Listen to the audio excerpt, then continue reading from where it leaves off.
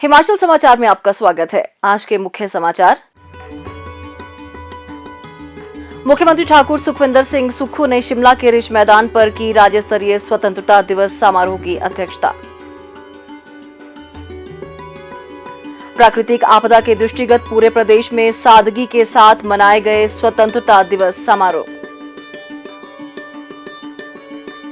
मुख्यमंत्री ने कहा, प्रदेश सरकार ने आपदा से निपटने के लिए बनाई एक दीर्घकालीन योजना। मुख्यमंत्री ने की स्वतंत्रता सेनानियों को प्रदेश सरकार की ओर से दी जाने वाली सम्मान राशि को बढ़ाने की घोषणा। सेब, आम और लीची फलों के समर्थन मूल्य में मंडी मध्यस्थता योजना के तहत वर्ष 2023 में बढ़ोतरी की घोषणा। रिज तक पैदल पहुंचे मुख्यमंत्री। मुख्यमंत्री ने की आपदा प्रभावित सभी जिलों में बचाव एवं पुनर्वास कार्यों की समीक्षा। और अब समाचार विस्तार से। स्वतंत्रता दिवस का राज्य स्तरीय समारोह आज ऐतिहासिक रिज मैदान शिमला में आयोजित किया गया। इस अवसर पर मुख्यमंत्री ठाकुर सुखविंदर सिंह सुक्खू ने राष्ट्रीय ध्वज फहराया। उन्होंने परेड का निरीक्षण किया और मार्च पास्ट की सलामी ली। परेड में police, home guard, NCC, NSS, scouts and guide की टुकड़ियां शामिल हुई, जिसका नेतृत्व पुलिस उप अधीक्षक प्रणव चौहान ने किया। भारी बारिश के कारण हिमाचल प्रदेश में आई आपदा के बीच आज प्रदेश के विभिन्न हिस्सों में स्वतंत्रता दिवस के कार्यक्रम सादगी के साथ आयोजित किए गए। इस अवसर पर सांस्कृतिक कार्यक्रम आयोजित नहीं हुए। इस अवसर पर मुख्यमंत्री ने लोगों को संबोधित करते हुए स्वतंत्रता दिवस की शुभकामनाएं दी और कहा कि हिमाचल प्रदेश के लोगों के लिए जश्न मनाने का यह सही समय नहीं है। आज हम आजादी के 76 वर्ष पूरे कर रहे हैं। मेरी और प्रदेश सरकार की ओर से आप सभी को स्वतंत्रता दिवस की हार्दिक बधाई। लेकिन हिमाचल प्रदेश के लोगों के लिए जश्न मनाने का यह सही समय नहीं है। पिछले 2 दिनों में हिमाचल प्रदेश पर मुसीबतों का पहाड़ टूट पड़ा है। कई जगहों पर बादल फटने और पहाड़ खिसकने की घटनाएं सामने आई है। तिनका तिनका जोड़कर बनाए गए घर इस आपदा में मलबे में दब गए हैं। यह सब देखकर मन दुखी है। रोते बिखरते लोगों को देखकर मेरा दिल दहल जाता है। पिछले 24 घंटे में हमने 50 बहुमूल्य जीवन खो दिए हैं। किसी के सिर से माता पिता का साया उठ गया, किसी बहन का भाई गुजर गया और किसी ने अपने जिगर का टुकड़ा हमेशा हमेशा के लिए खो दिया। हिमाचल प्रदेश में मानसून आने के बाद से 300 से ज्यादा लोगों को अपनी जान गंवानी पड़ी है। मैं सभी मृतकों को भावभीनी श्रद्धांजलि अर्पित करता हूं। प्रभावित परिवारों के लिए यह मुश्किल की घड़ी है। आप और मैं सबको विश्वास दिलाता हूं कि वर्तमान राज्य सरकार प्रदेश के लोगों के साथ पूरी मजबूती के साथ खड़ी है। हम जानते हैं कि प्रभावित परिवारों के घाव पैसे से नहीं भरे जा सकते हैं, लेकिन राज्य सरकार एक एक पैसा जोड़कर एक एक घर बसाएगी। यह हमारा संकल्प है। मैंने तबाही के मंजर को खुद देखा है और प्रभावितों के दर्द को महसूस किया है। कई क्षण ऐसे आए जब मैं भावुक हो गया। पूरी सरकार एकजुटता के साथ हिमाचल प्रदेश को संकट से निकालने के लिए युद्ध स्तर पर काम कर रही है। इस त्रासदी को देखते हुए राज्य सरकार ने पिछली शाम ये फैसला किया है कि इस साल स्वतंत्रता दिवस के कार्यक्रम सेरेमोनियल होंगे।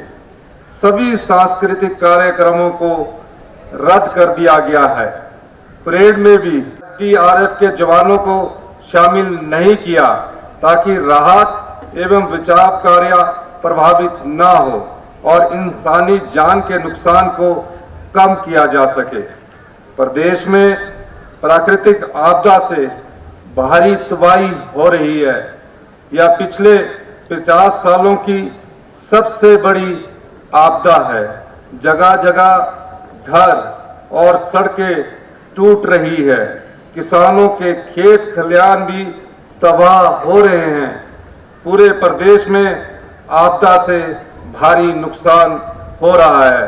आपदा की इस घड़ी में अपने कर्तव्य को सबसे ऊंचा स्थान देकर बहाली के काम में जुटे सभी अधिकारियों और कर्मचारियों का मैं आभार व्यक्त करना चाहता हूं। इस आपदा में राहत कार्य को सुचारू रूप से चलाने के लिए वर्ल्ड बैंक ने भी प्रदेश सरकार की सराहना की है। मैं किसानों और बागबानों को विश्वास दिलाना चाहता हूं कि उनकी मेहनत को हर हाल में मंडियों तक पहुंचाया जाएगा। सरकार ने पंचायत स्तर पर सभी लिंक रोड खोलने के लिए पर्याप्त पैसा दिया है और अधिकारियों को निर्देश दिए हैं कि समयबद्ध सभी सड़कों को खोला जाए।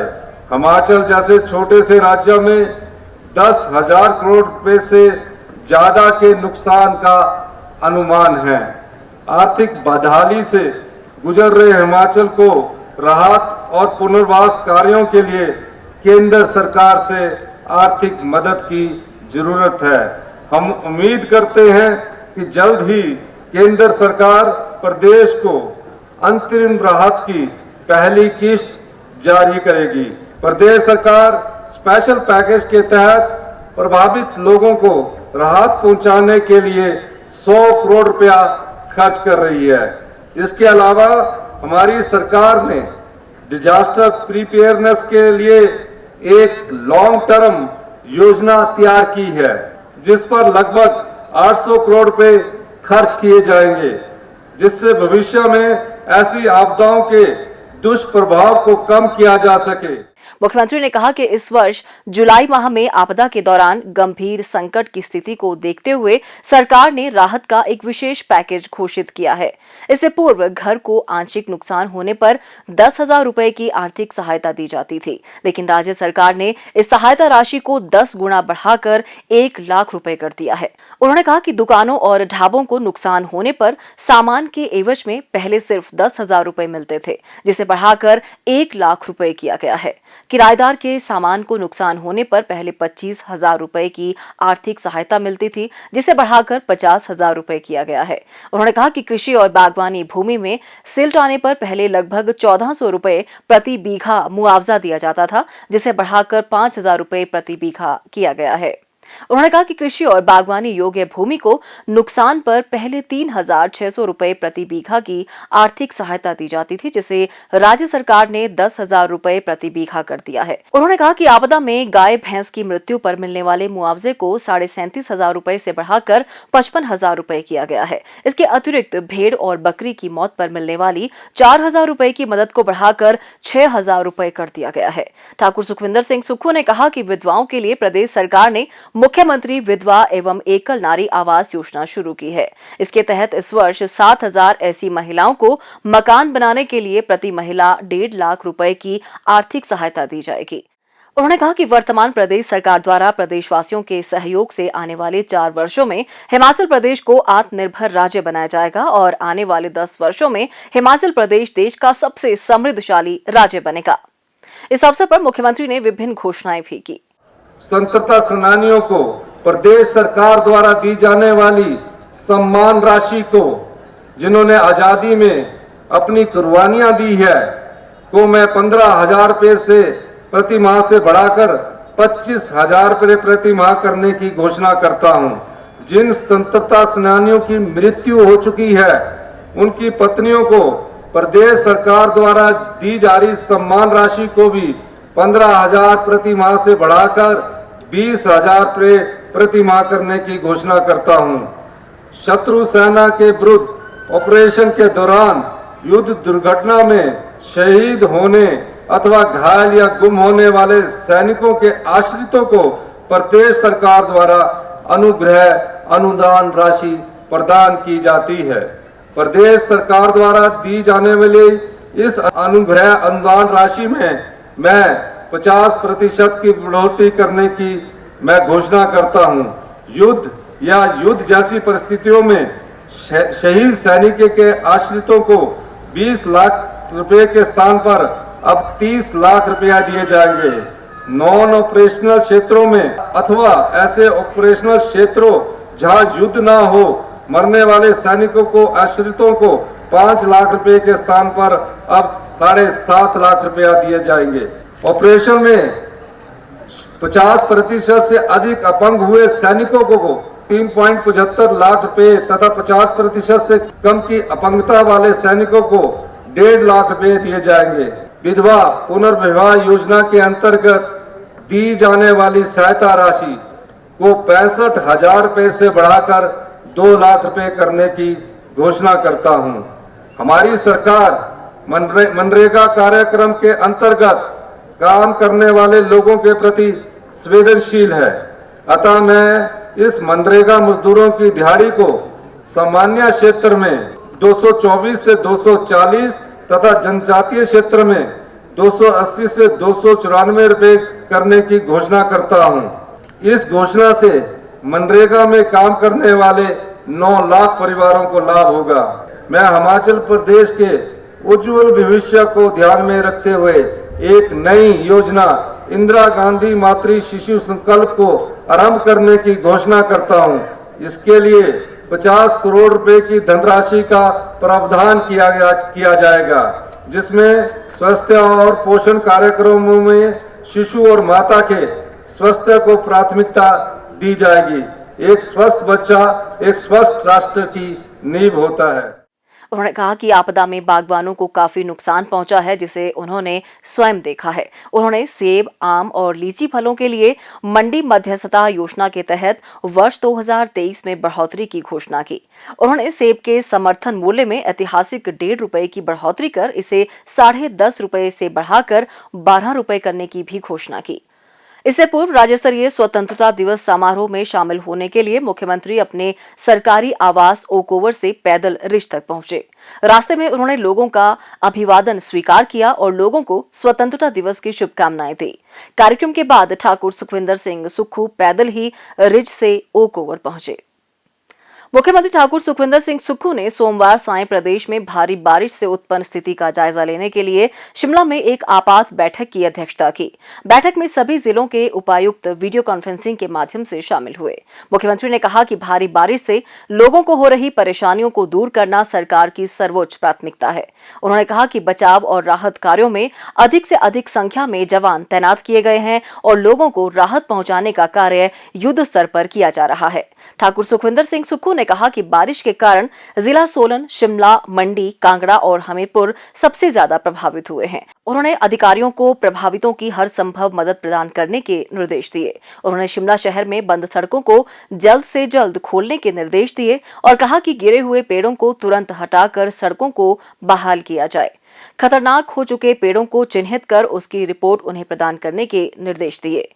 उन्होंने प्रभावित पेयजल योजनाओं को जल्द से जल्द बहाल कर लोगों को पानी की आपूर्ति सुनिश्चित करने के निर्देश भी दिए। मुख्यमंत्री ने कहा कि प्रदेश भर में बहुत से स्थानों पर बादल फटने की घटनाएं सामने आ रही हैं, जिसका संबंधित विभाग को अध्ययन करना चाहिए ताकि इनके कारणों के बारे में पता चल सके। उन्होंने उपायुक्तों से विद्युत जलापूर्ति योजनाओं और सड़कों की स्थिति के बारे में विस्तार से जानकारी ली और आवश्यक दिशा निर्देश जारी किए ताकि लोगों की परेशानियों को कम किया जा सके।